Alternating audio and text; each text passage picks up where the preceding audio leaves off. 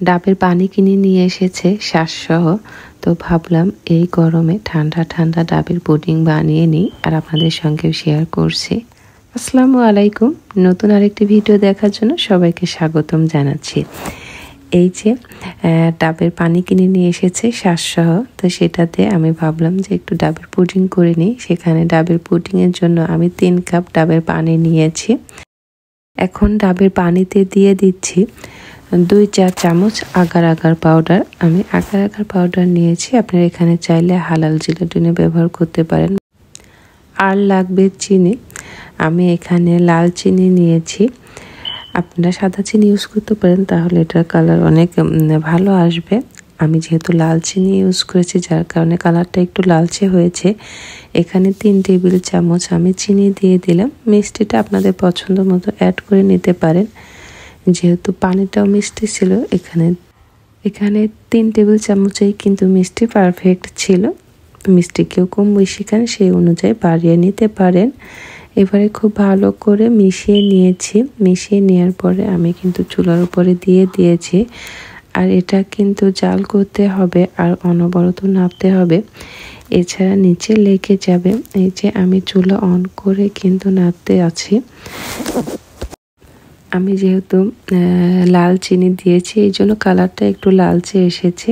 আপনারা সাদা চিনি দিবেন, তাহলে কালারটা অনেক সাদা হবে।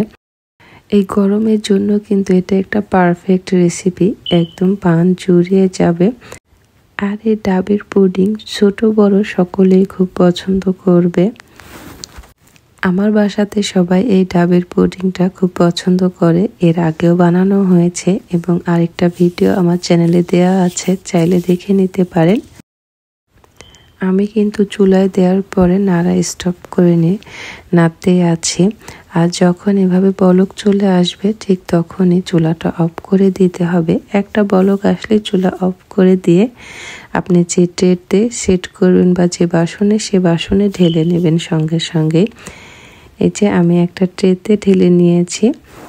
এরপরে পানিটা হালকা একটু ঠান্ডা হলে তখন আগের থেকেই এই যে পাতলা পাতলা করে কেটে রাখা নারকেলগুলো দিয়ে দিলাম। একটু ঠান্ডা হলে দিলে ভালো হয়, এছাড়া যদি খুব বেশি গরম থাকে তাহলে নারকেলটাও দেখা যায় নরম হয়ে যাবে। তো বেশি না, হালকা একটু ঠান্ডা করে এরপরে নারকেলগুলো দিয়ে দেবেন। দিয়ে একটু হাত দিয়ে আমি চারদিকে ছড়িয়ে দিচ্ছিলাম। মিশ্রণটা ঠান্ডা হওয়ার পরে ফ্রিজে 2 ঘন্টা রেখে দেব। এই যে আমি 2 ঘন্টা পরে বের করে নিয়েছি। এখন আমি ডিমোল্ড করে নিব। আর একটা চাকু দিয়ে প্রথমে 4 সাইড একটু ছাড়িয়ে নিচ্ছি, এরপরে একটা প্লেটের উপরে নিয়ে নিয়েছি। এই যে আমার ডাবের পুডিং রেডি। এটা বানাতে খুবই সহজ কিন্তু খেতে অনেক মজার হয়। ভিডিওটি এখানেই শেষ করছি। ধন্যবাদ সবাইকে ভিডিওটি দেখার জন্য।